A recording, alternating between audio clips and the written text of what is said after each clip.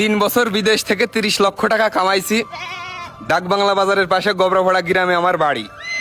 3 তলা বিল্ডিং বানাইছি আর মাঠে 40 বিঘের উপরে জমি কিনেছি।